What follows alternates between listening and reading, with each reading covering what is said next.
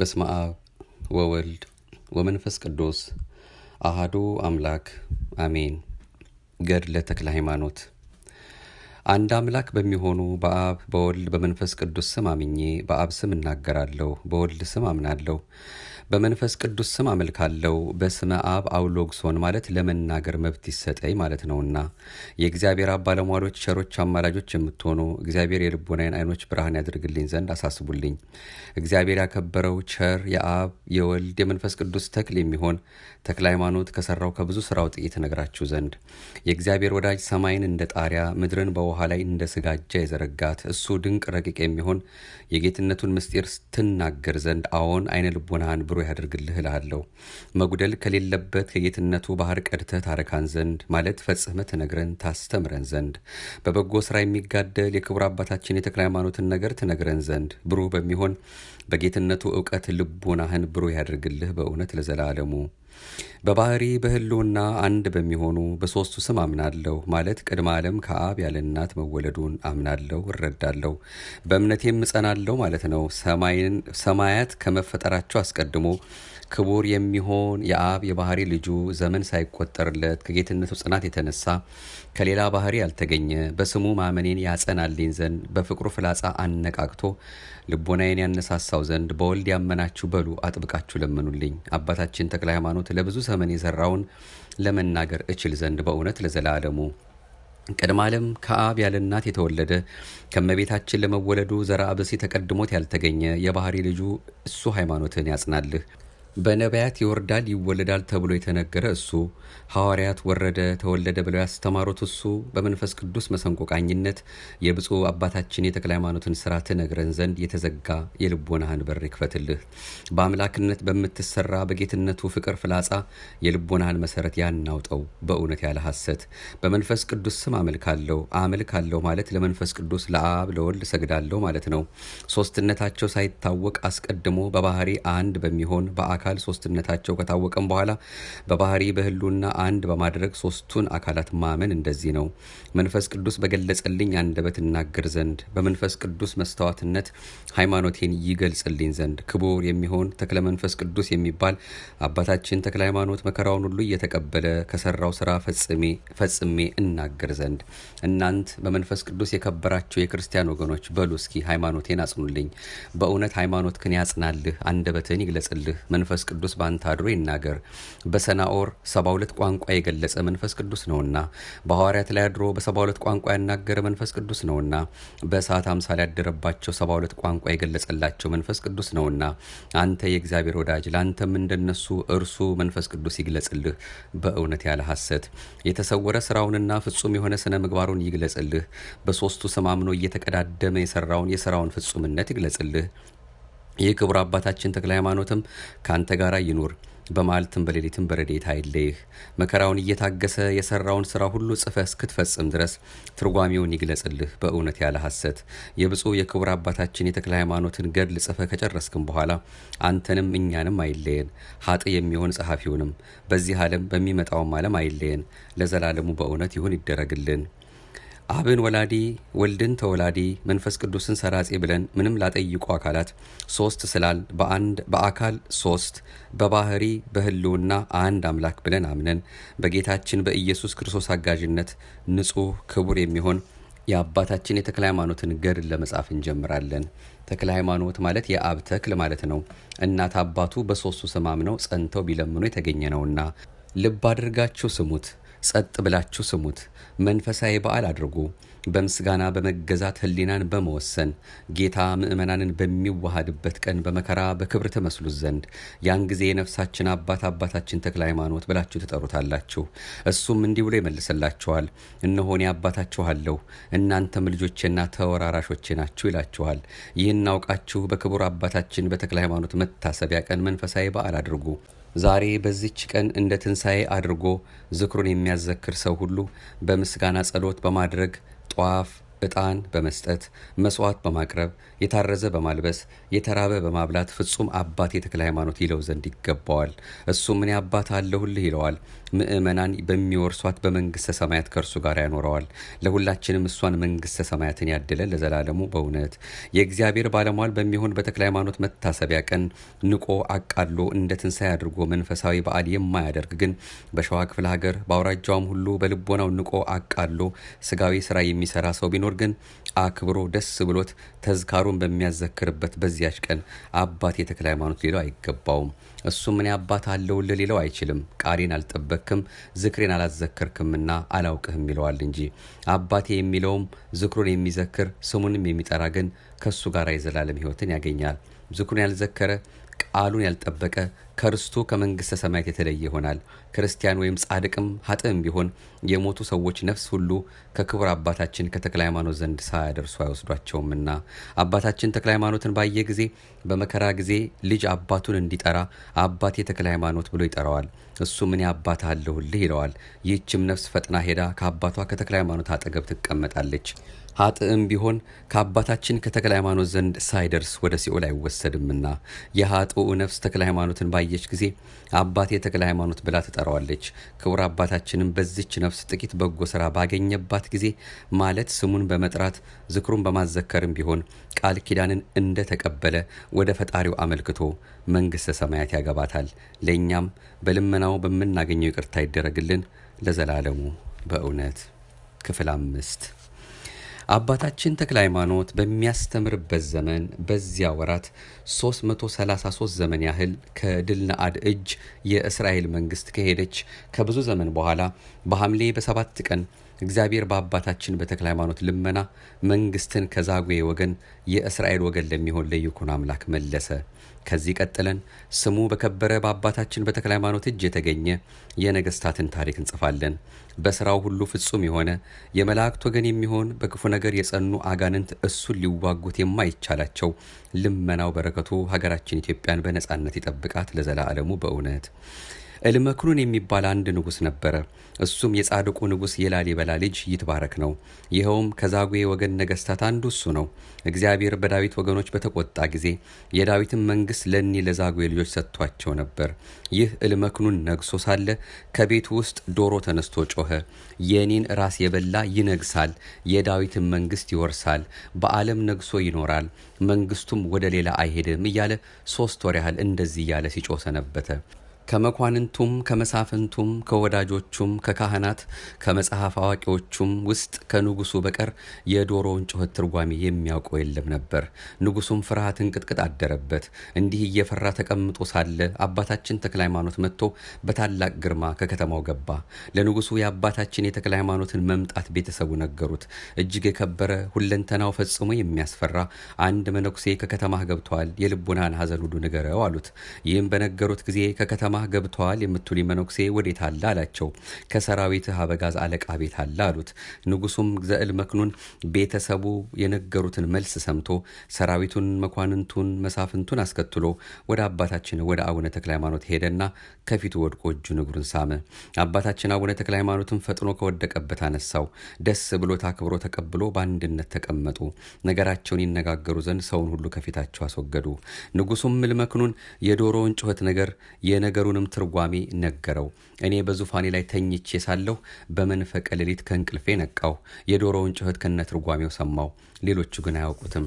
አባቴ የዚህን ነገር አኳኋን ንገረኝ፣ እኔስ ይህን ነገር ፈጽሞ መረዳት አልተቻለኝምና ምክንያቱስ ምንድን ነው? የነገሩስ ስልት አኳኋን ምንድን ነው? እያለ ንጉስ እልመክኑን በልመና ቃል እንዲህ ባለው ጊዜ ከዚህ ቀደም ያልተደረገ ወደፊትም የማይደረግ የሚያስጨንቅ ነገር ጠየከኝ ብሎ መለሰለትና በማድነቅ 1 ሰዓት ቆየ። ለጠየከኝ ነገር ሰማይ ልንገርህ ብሎ ነገር ጀመረ። ያ ዶሮ የኔን ራስ የበላ መንግስት ከወገኑ አይወጣም፣ እስከ ልጅ ልጅ ይነግሳል ብሎ እንደተናገረ ፈጥነህ ዶሮውን ይዘህ አርደህ ራሱን ብላው አለው። ንጉሱም ዘእልመክኑን ያን ጊዜ ተመልሶ ወደ ቤተ መንግስቱ ገባና ደሊላዊት የምትባል ገረዱን ጠራት። ይህችውም ከባሮች ሁሉ የከበረች ናት። ከቤቱ ውስጥ ዘወትር እንዲህ እያለ የሚጮኸውን ዶሮ ይዘሽ አርደሽ ፈጥነሽ አዘጋጂው እንድመገበው አላት። ከዚህ ዶሮ አጠገብ ያላንቺ ሌላ ሴት አይቅረብ፣ ተሰውረሽ አድርጊው እንጂ ምስጢሩ ረቂቅ ነውና ለማንም አትግለጭ አላት። ይህንን በነገራት ጊዜ ፈጥና ተነስታ ይዛ አረደችው። ታጣፍጠው ዘንድ ብዙ ቅመም ጨመረችበት። የዶሮውን ራስ ግን ከምድጃው ዳር ጣለችው፣ ልማዷ ነውና። በዚያ ዘመን በእናቱ ማኅፀን የተመረጠ የአባቱን የዳዊት መንግሥት የሚወርስ ይኩኖ አምላክ የሚባል አንድ ልጅ ነበረ። መንበረ መንግሥትህን ለልጅ ልጅ አንጽልሃለሁ ብሎ እግዚአብሔር ለዳዊት የተናገረውን ነገር አሰበ። ነገር ግን ልጆቹ ሕጌን ቢያፈርሱ በሕጌ ጸንተው ባይኖሩ ጥቃቅን ኃጢአት ቢሰሩ በበትር ደጋግመው ኃጢአት ቢሰሩ በጨንገር እቀጣቸዋለሁ። ይቅርታዬንም ከነሱ አላርቅም፣ የተናገርኩትንም ነገር አላስቀርባቸውም። ለዳዊት የተናገርኩትን ነገር እንዳላስቀር አማኔ ብዬ አንድ ጊዜ ተናግሬያለሁ። የልጅ ልጁ ለዘላለም ጸንቶ ይኖራል። መንበረ መንግሥቱንም እንደ ሰማይ ዘመን አድርጋለሁ፣ እንደ ጨረቃ ጸንቶ ይኖራል። ከዚህም ቀጥሎ ዳግመኛ መንፈስ ቅዱስ በዳዊት አድሮ ተናገረ። ከወገኖች ይልቅ ዳዊትን መረጥኩ፣ ባለሟሌ ዳዊትን አገኘው፣ ቀብቻ ነገስኩት። ስልጣኔ ትረዳዋለች፣ ታጸናዋለች። ጠላት አይሰለጥንበትም። ዳግመኛ ጠላት መከራ አያመጣበትም። ጠላቶቹን ከፊቱ አጠፋቸዋለሁ፣ ጠላቶቹን አጎሳቆላቸዋለሁ። ይቅርታዬ ቸርነቴ ግን ከሱ ጋር ጸንቶ ይኖራል። በእኔ ስም ስልጣኑ ከፍ ከፍ ይላል። ስልጣኑ በባህር ላይ ጸንቶ ይኖራል። ስልጣኑም በነገስታቱ ላይ ይሆናል። እሱም አባቴ ይለኛል፣ ፈጣሪ ረዳቴ መድኃኒቴ ይለኛል። እኔም ንጉሠ ነገሥት አድርገዋለሁ፣ ከነገሥታት በላይ ይሆናል። ይቅርታዬን ለዘላለሙ አጸናታለሁ፣ ለቃል ኪዳን የሚታመነ ነው። የልጅ ልጁን ለዘላለም አጸናዋለሁ፣ መንበረ መንግሥቱም ሰማይ ሳያልፍ አያልፍም። ይህም ልጅ ይኩኖ አምላክ ለንጉሡ ለዘእል መክኑን ሲያገለግል ኖረ።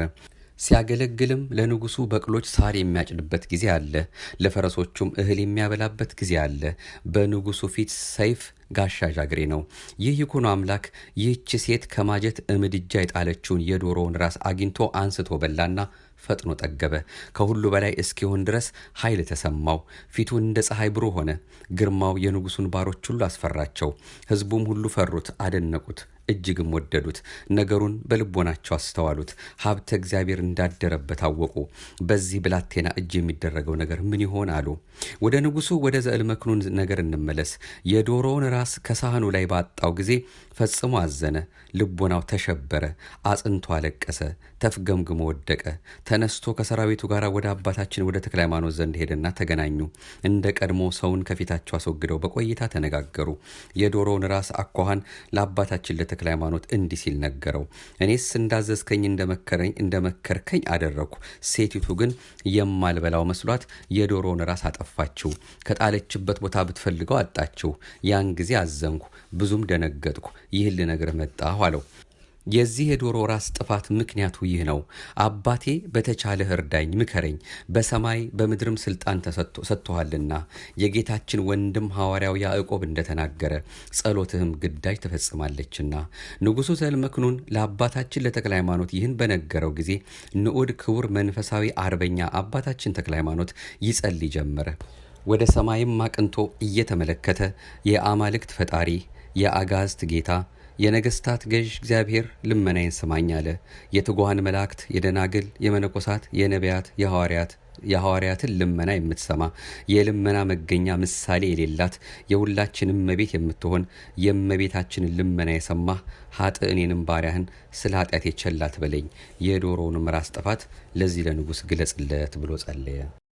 አባታችን ተክለ ሃይማኖት እንዲህ እያለ በጸለየ ጊዜ መልአኩ ከእግዚአብሔር ታዞ መጣ። መልአኩም ለዛጉዌ ወገን ለሚሆን ለዚህ ንጉሥ አትጸልይለት፣ የማይገባው ሲሆን 333 ዘመን የሰጠሁት ይበቃዋል፣ እግዚአብሔር አትጸልይ ብሎሃልና አለው። ዛሬስ ለዳዊት ልጅ ለይኩኖ አምላክ የጌታውን መንግሥት መልሼለታለሁ። የልጅ ልጁ ይገዛል። የመለስኩለትን መንግሥቱን ብቻ አይደለም፣ እንደ አባቶቹ እንደ ነገሥታት ሥርዓት ቀርነ ቅቡንም ነው እንጂ።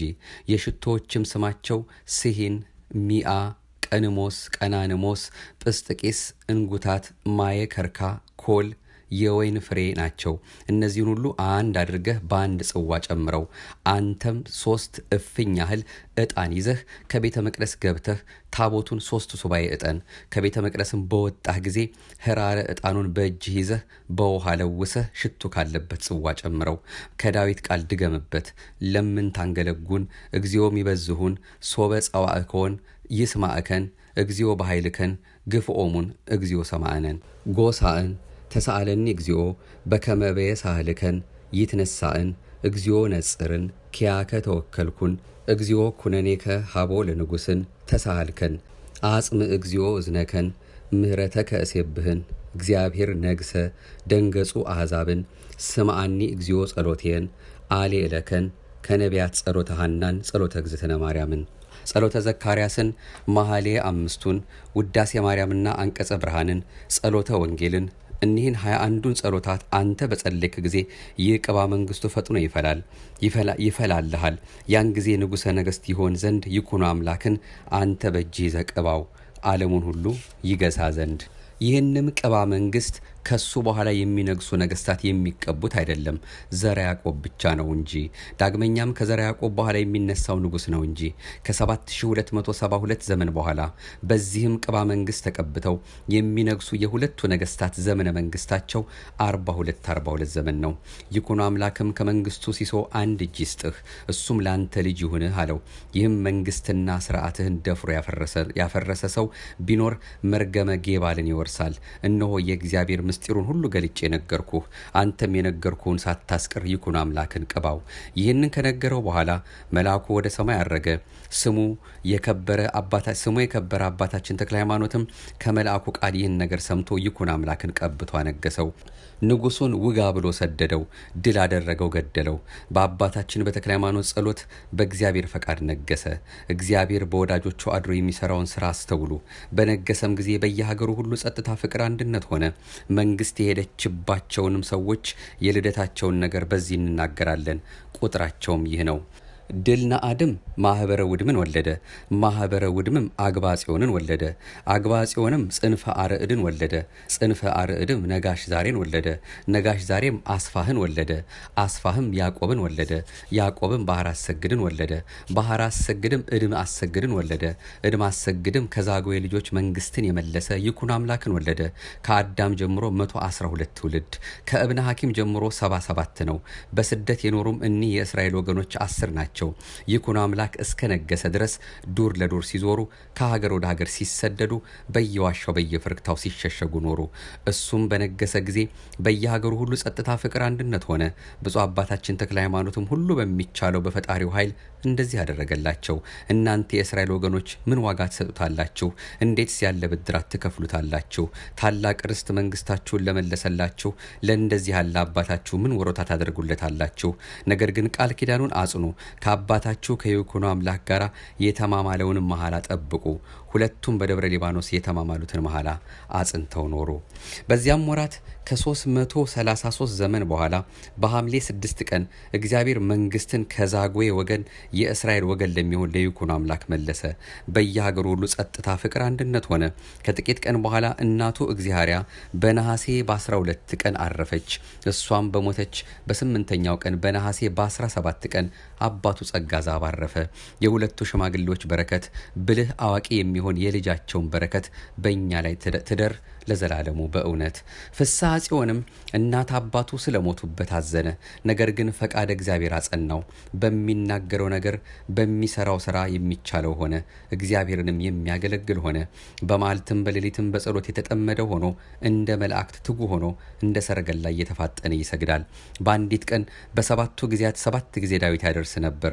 ብሉያትንም ሐዲሳትንም ይደግም ነበር። እነዚህ ልቦናውን አጸኑለት፣ እውቀትን እንዲወድ አደረጉት። ትርጓሜዎቹንም ፈጽሞ ተረዳ። የክህነቱንም ስራ ጠንቅቆ ጠበቀ። በእናት በአባቱ ቤት እስከ 7 ዓመት እንዲህ እያደረገ ተቀመጠ። እጅግም የከበረ ሆነ። ከዕለታት በአንዱ ቀን ከብዙ ሰው ጋር ዋሊያ ሊያድን ወደ ዱር ሄደ። ሊመለከት ከነሱ ተለይቶ ሄደ። ቀትር በሆነ ጊዜ ቅዱስ ሚካኤል ግሩም የሆነ ልብስ ለብሶ ታየው። ክቡር ፍስሐ ጽዮንም ባየው ጊዜ ደንግጦ እንደ በድን ሆነ። ቅዱስ ሚካኤልም አማትቦ አስነሳው፣ ፍርሃቱን አራቀለት። መልአኩን ተገልጾለት አየው። በእንደዚህ ያለ ገናንነት የማይህ ጌታዬ አንተ ማነህ አለው። የመላእክት አለቃ ሚካኤልም ዘወትር የምጠብቅህ ካንተ የማልለይ ጸጋ ዘአብን ስላንተ ከውሃ ውስጥ ያወጣሁት እግዚአብሔርንም ስላንተ ከተማረከችበት የመለስኳት እኔ ነኝ አለው። አውሬ አዳኝ ለምን ትሆናለህ? ይህ ስራ ከሃይማኖት ውጭ ላሉ ለአህዛብ ነው እንጂ ለካህናት አይገባምና። ለካህናትስ ስራቸው ሃይማኖት ማስተማር፣ ህዝቡን መምከር ነው። እንግዲህ አውሬ አዳኝ አትሁን፣ ፈረሰኛም አትሁን። ሰውን ወደ እግዚአብሔር ለመመለስ ሰውን በትምህርት የምታድን ሆን እንጂ። ለቤቱ ለመንግስተ ሰማያት እድል ፈንታ የሆኑ ዘንድ እነሆ እግዚአብሔር ጽኑ ስልጣን ሰጥቶሃልና ሙት ታስነሳ ዘንድ፣ ድዊ ትፈውስ ዘንድ፣ ርኩሳን አጋንንትን ከሀገርም ከምድረ በዳም ታርቃቸው ዘንድ፣ ዲያብሎስንም ድል ትነሳዋለህ። ሰራዊት አጋንንትም አንተን በመፍራት የተነሳ ይሸሻሉ። ስምህም ፍስሐ ጽዮን አይሁን ተክለ ሃይማኖት ይሁን እንጂ። ትርጓሜውም ተክለ አብ፣ ተክለ ወልድ፣ ተክለ መንፈስ ቅዱስ ማለት ነው። ቅዱስ ሚካኤል ይህን ሲነጋገረው ጌታችን ኢየሱስ ክርስቶስ በስጋ ከደቀ መዛሙርቱ ጋር እንደነበረው ሆኖ በሚካኤል ክንፍ ላይ ሆኖ መልከ መልካም ጎልማሳ መስሎ ታየው። ብፁዕ ተክለ ሃይማኖትም አይቶት ፈጽሞ አደነቀ። ከዚህ አስቀድሞ መልአኩንም ጌታንም ተገልጸው አላያቸውም ነበርና። ጌታችንም ወዳጄ እንዴት ሰነበትክ? ቸራለህን? አለው። ብፁዕ ተክለ ሃይማኖትም ጌታዬ ሆይ አንተ ማነህ ባለው ጊዜ የዓለም መድኃኒት የምሆን እኔ ኢየሱስ ነኝ አለው። በእናተ ማፀን ሳለህ ፈጥሬ ያከበርኩህ እኔ ነኝ። የኔ እድል ፈንታ ያደረግኩህ እኔ ነኝ። በተወለድክ በሶስተኛው ቀን አሃዱ አብ ቅዱስ፣ አሃዱ ወልድ ቅዱስ፣ አሃዱ ውእቱ መንፈስ ቅዱስ ብለህ ታመሰግነኝ ዘንድ የምስጋና ሀብት ያሳደርኩብህ እኔ ነኝ። በረሃብ ዘመን በቤት የሚያሻው ምግብ ሁሉ ቅቤውም የስንዴውም ዱቄት በእናት በአባት ቤት ይመላ ዘንድ በእጅህ ሀብተ በረከት ያሳደርኩ እኔ ነኝ። ያንን ሰው አንተን በተጣላህ ጊዜ በነፋስ አውታር የሰቀልኩት በመዓት ጨንገር የገረፍኩት እኔ ነኝ። ውሃ ጠምቶ በመለመንከኝ ጊዜ ከደረቅ መሬት የጣፈጠ ውሃ ያመነጨውልህ እኔ ነኝ። ከልጅነት ጀምሮ እስከ ዛሬ ድረስ ብዙ ተአምራት እያደረግኩ በአንተ እጅ የታመሙትን ያዳንኳቸው እኔ ነኝ። ወደፊትም አደርግልሃለሁ። ይህን ብሎ ንጹሐት ክቡራት በሚሆኑ እጆቹ ባረከው። ንሳ መንፈሰ ቅዱስ ብሎ የሹመት ሀብት አሳደረበት። በምድር ያሰርከው በሰማይ የታሰረ ይሁን፣ በምድርም የፈታኸው በሰማይ የተፈታ ይሁን። አንተን የሰማ እኔም መስማቱ ነው፣ የላከኝ አባቴንም መስማቱ ነው። አንተን እምቢ ያለ እኔን እምቢ ማለቱ ነው፣ የላከኝ አባቴንም እምቢ ማለቱ ነው። ይህን ስልጣን ቀድሞ ለሐዋርያት ሰጥቻቸው ነበር። ከሐዋርያትም የተቀበለ ጳጳሱ ቀድሞ ሹሞ ታስር ትፈታ ዘንድ ትተክል ትነቅል ዘንድ ስልጣን ሰጠህ። ይህንም ያደረግኩልህ የጳጳሱን ቃል በመናቅ አይደለም፣ በአንተ የፍቅሬን ጽናት እገልጽ ዘንድ ነው እንጂ። ሐዋርያት ወዳልደረሱበት ሕዝብ በመምህርነት ልክ ዘንድ በሚካኤል ቃል አዲስ ስም አወጣውልህ። አንተም በማናቸውም ሥራ ከነሱ አታንስም። ሐዲስ ሐዋርያ አድርጌሃለሁና ሰውን ሁሉ በእኔ ስም እያስተማርክ ታሳምን ዘንድ። ሚካኤልም ባሰብከው ሥራ ሁሉ ረዳት ይሁንህ፣ ሁልጊዜ ካንተ አይለይ። በምትሄድበት ጎዳና ሁሉ እሱ መሪ ይሁንህ። እኔም ባለ ዘመን ሁሉ አልለይህም። ይህን ብሎ ሰላምታ ሰጥቶት ከዓይኖቹ እስኪርቅ ድረስ ብፁዕ ተክለ ሃይማኖት እያየው በሚካኤል ክንፍ ላይ ሆኖ ወደ ሰማይ አረገ። ተክለ ሃይማኖትም እጅ ነስቶ እግዚአብሔርን አመሰገነ። አቤቱ ጌታዬ፣ ለእኔ ለኃጡ የማይገባኝ ሲሆን ይህን ሁሉ ጸጋ የሰጠኸኝ ስምህ በሰማይ በምድር የተመሰገነ ይሁን። ከዚያች ቀን ጀምሮ ሀብተ ኃይልን የተመላ ሆነ። በተናገረው በመለኮት ብርሃን ነጸብራቅ ፊቱ ብሩህ ሆነ። ከዚህ በኋላ ከሰዎቹ ጋር ተገናኘ። ጊዜው መሽቷልና ወደ ቤታችን እንግባ አላቸው። እነዚህም ሰዎች ባዩት ጊዜ ከፊቱ ብርሃን የተነሳ እጅግ ደነገጡ። ፊት ለፊት ለማየት አልተቻላቸውም። እሱ ግን ፈጣሪው የሰጠውን ሀብት ስላገኘ በልቦናው ደስ ይለው ነበር። ዳግመኛም ጓደኞቹን ወደ ቤታችን እንግባ አላቸው። እነሱም እየፈሩ እየተንቀጠቀጡ ከዱር አውሬ ያገኘነው ሳይኖር እንደምን እንገባለን አሉት። እሱም እንግዲህ የዱር አውሬ ማደን ክፍላችን አይደለም፣ ኑ ወደ ቤታችን እንግባ፣ በቤት ያሉ እንስሳትን ለማደን ተዘጋጅተናል እንጂ አላቸው። እኒህም ጠባቂ አጥተው የጠፉ አባግ ናቸው፣ የሚነጣጠቁ አራዊት እንዳይበሏቸው። እኒህም ሰዎች ነገሩን ሰምተው በሀገር ያሉ የተሰማሩትን አባግ እንወስዳለን ያለ መሰላቸው እንጂ እንዲህ ያለውን ስለ ሰዎች እንደሆነ አላወቁም ነበርና ጌታችን እንደታየው እንደተነጋገረው አልነገራቸውምና ያን ጊዜም ተመልሰው ወደ ቤታቸው ገቡ። እሱም ወደ ቤቱ ገባ። ይህን ሰው የፊቱን ብርሃን አያችሁን እየተባባሉ ያደንቁ ነበር። በ3 ሰዓት ከኛ ከተለየ ጀምሮ እስከ 9 ሰዓት አላየነውም።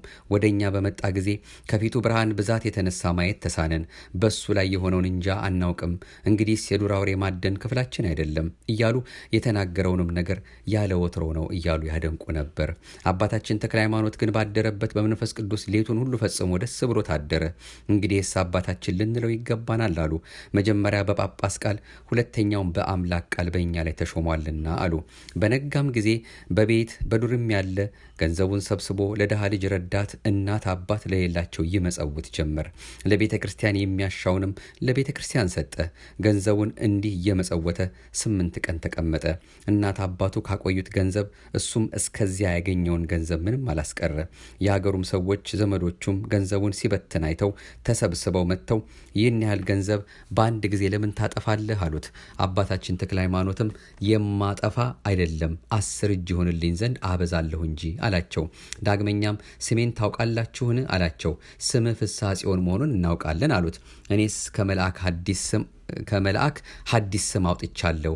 ስምህ ተክለ ሃይማኖት ይሁን እንጂ ፍስሐ ጽዮን አይሁን አለኝ አላቸው። እኒህም ሰዎች ነገሩን በሰሙ ጊዜ ይህ ስም እጅግ ያማረ የተወደደ ነው አሉ። ከዚያም ቀን ጀምሮ ተክለ ሃይማኖት እየተባለ ሲጠራ ኖረ። ክብር ምስጋና ይሁን ለአብ፣ ክብር ምስጋና ይሁን ለወልድ፣ ክብር ምስጋና ይሁን ለመንፈስ ቅዱስ ዛሬም ዘወትርም ለዘላለሙ አሜን። አቤቱ አንተን መፍራትን በልቦናችን በጎ አምልኮትህንም በህሊናችን ጨምር። የቅድስት እግዚአርያ የቅዱስ ጸጋ ዛፍ ፍሬ ኢትዮጵያዊ አባት ብፁዕ ቅዱስ አቡነ ተክለ ሃይማኖት ጸሎታቸው በረከታቸው ለሀገራቸው ለኢትዮጵያ ለሁላችንም ለህዝበ ክርስቲያኑ አምነን በምንማጸናቸው በቃል ኪዳናቸው በምንታመናቸው በልጆቻቸው ላይ አድሮ ይኑር። አሜን። ይቆየን።